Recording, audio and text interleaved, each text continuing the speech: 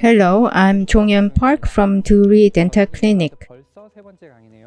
Today, we're going to talk about treatment planning of the edentulous mandible.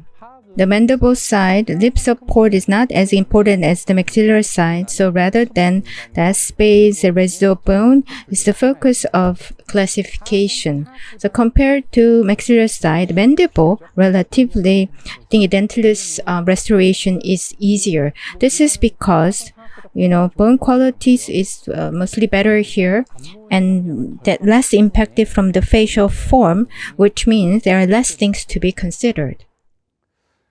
So first, let's look at where sufficient bone is there and space is less than 11 meters, where the indication for fixed prosthesis. Next is overdenture, hybrid, hygienic, and other options available where bone is sufficient, but the space is about 12 to 14 millimeters. And thirdly, IARPD indication, which is where there's less bone on the posterior side and the space is less than 11 millimeters.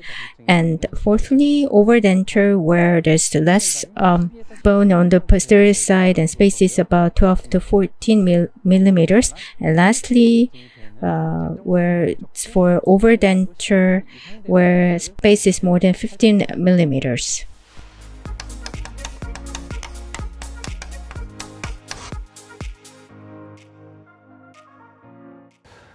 So first, where you have sufficient bone and space is less than 11 millimeters. So if you have looked at the previous lectures, you probably can guess what I'm now going to say. With the premolar as the base, if it's less than 11 millimeters, then it's an indication for fixed prosthesis. So here, our recommendation is not to do overdenture. 8 implants can be used and can be restored with 3 segments. That's what I mostly do. The space is being insufficient, but overdenture was done at another clinic and came to me. With the continuous fracture, he felt a lot of discomfort, and the number 43 implant moved, so I had to remove that. And with 3 fists, I changed to fixed prosthesis, and the patient could recover stable chewing. So on the anterior side, 4 implants were splinted, and posterior split by 2, and restoration with 3 segments is also possible. Like for edentulous patient, in the place where I want, not always bone is available.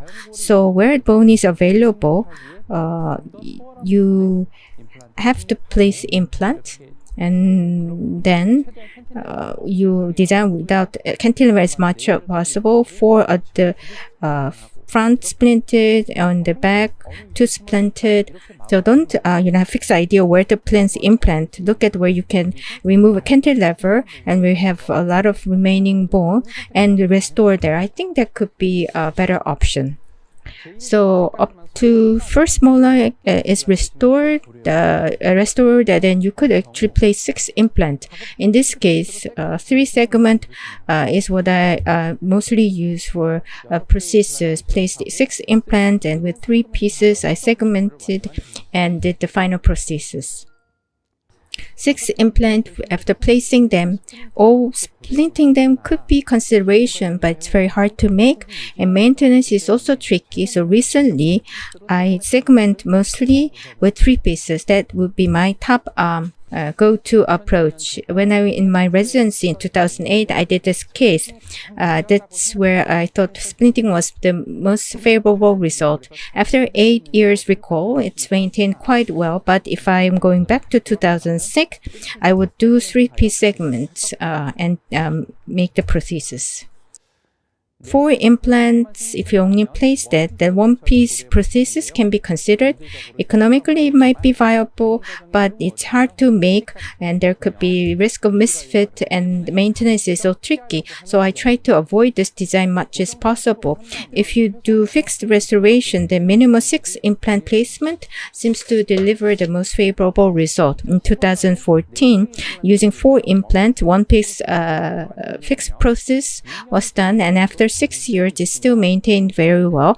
But I do believe this was not best option looking back. Now, fixed on the mandibular side, I think 6 is the minimum number. That's always what I explain to the patient. This type of prosthesis for patient might be good, but if there is a problem for surgeons, it's very hard to solve them, and the making process at the lab is also very difficult. So I always wonder, who is this for? For patient, economically, yes, 6 or 4 patient. For patient, I believe it's the same. But if you look at how to maintain them, which is the dentist's responsibility, it's very unfavorable design. So for patient, due to economic reasons, if he wants only 4 implants, then this would be the restoration approach. Symmetrically, 2 on each side, then 2-piece segmented and create fixed prosthesis, and on other areas, I restore with RPD. This is because these days, health insurance covers RPD, so it has become very attractive treatment option. It's a case I've already shown you. In insufficient space, or using overdenture is the not very good option. It was done at another dentist, but there was a lot of fracture and problems. So on the lower side, switched to fixed prosthesis. Then on the mandible, there was no problem. Also, if due to economic consideration, restoration done, then overdention, implant class RPD, I believe, is the better option. So as you can see in this case, if there's loss of tissue is not large, economically, implant class RPD could be better option economically considered when you consider economic viability. If you have sufficient bone and space is 12 to 14 millimeters, then these are the cases. Patient, if wants fixed prosthesis, then if it doesn't impact smile line, or even if there's a smile line impact, if you sacrifice aesthetic, I would prefer hygienic type. If the abutment is visible in the smile line, then patient might not want that. Then if patient refuse strongly, then inevitably on the abutment side, you treat it with pink porcelain, or you have to go with hybrid type. But if with the patient through sufficient communication, designing with hygienic type, in terms of long-term maintenance, I think is more favorable. So patients showing metal abutment in smiling, do not want that, then you could they have to go with a hybrid type. This is prosthesis with hybrid type for 7 years. It's really maintained very well, but still oral hygiene management is tricky. So I don't really strongly recommend hybrid type to patient, and if possible, I try to recommend restoring with hygienic type. If facial form needs to be improved, then using removable on the anterior might be an option. So if there is insufficient bone and anterior space is 9 to 11 millimeters. So on the anterior side, placed implant, and the posterior restoring with RPD could be a good option. On the mandible side, 4 fixtures in the mental foramen, and on posterior side, I used RPD. On the mental foramen, 4 fixture was placed, and restoring with RPD is what I actively use. Between mental foramen, there is no anatomical structure, so you can place implant there. And for aged patient, rather than doing risky bone grafting in the current bone conditions, doing easily like this option is what I opt for. Even if there is a remaining bone on the back side, sometimes they want less number of implant due to economic reasons. So just restoring only up to a premolar molar is also a viable option. If the opposing teeth is like this, then cantilever prosthesis could be an option. For aged patient, I try to avoid bone grafting as much as possible. For narrow bone, if you can do alveolar flattening, then you could actually place bone in the existing, place implant in the existing bone. After flattening, I placed the implant on the back side. I used RPD restoration. So he wanted to continue the denture on the maxillary side, so I didn't make it again. Next is when there's insufficient posterior bone and restoration space is about 12 to 14 millimeters. So in this case, a unifacial form improvement. So overdenture, I also believe is the most general option. But still, unlike the maxillary side, lip support is less important on the mandible side. So place implant on the anterior side and using RPD with restoration could be an option. Implant class RPD, the mandible side where there's a lot of tissue loss, I believe is a viable option. Of course, in the facial form, there is some sacrifice, so it's a compromise, but I believe still it's a possible restoration option. Lastly, let's look at where there is an insufficient posterior bone and space is more than 15 millimeters. So to improve facial form, overdenture on the mandible side, I believe is the best option. Located with the solitaire, bow overdenture that can be splitted would be better option. So it's a case I slightly regret. This was done actually in 2011. With hybrid type, I did the fixture prosthesis. I thought the patient would be happy and I thought it was rather well done. On the short term, it looks good, but patient was over than 90 years old. So maintaining with this type of prosthesis oral hygiene was something I did not really consider.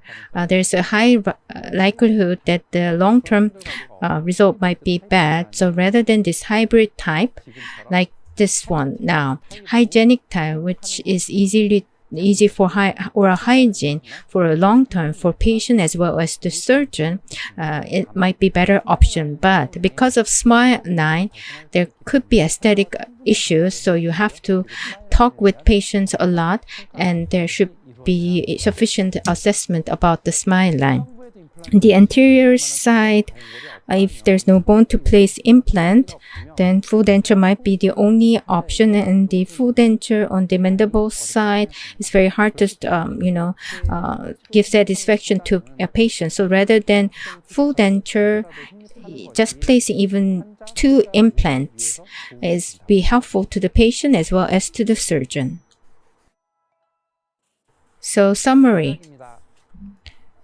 If sufficient remaining bone is there and space is less than 11 millimeters, then fixed prosthesis and implant class RPD would be good approach. If there's sufficient bone, space is within 12 to 14 millimeters, then hygienic, hybrid type, fixed prosthesis, implant clasp, RPD, overdenture. So in this case, you can have wide range of options available depending on patient's requirements and economic conditions. You can choose one option. And if there's insufficient posterior bone and you can only place implant on the anterior side and space there is 11 or less, then like these 3 options could be chosen. And if there's insufficient posterior bone and the space is 12 to 14, then overdenture and implant class RPD could be an option. Lastly, if there's insufficient posterior bone and restoration space is more than 15 millimeters, then hybrid type fixed prosthesis can be considered. Then here, you need to find a must where design that can be favorable for oral hygiene management. And if smile line wise is possible, then hygienic type would be the most favorable in terms of result because it's easy to maintain oral hygiene, and complete denture is really challenging. So on the anterior side, just placing tooth fixture, whether it's possible, needs to be looked at, and if possible, do overdenture with that. That would be the most favorable results. Now, this is the end of this lecture. We looked at the edentulous mandible treatment plan and restoration here. You have less impact from facial form. So if the patient wants fixed prosthesis, then it might be easier than maxillar side, and bone quality is mostly better here. So if you're doing restoration for the first time, it's better to start with the mandible side. So if you improve your skills, then you will have more successful implant with time. I'll see you at the next lecture. Thank you very much.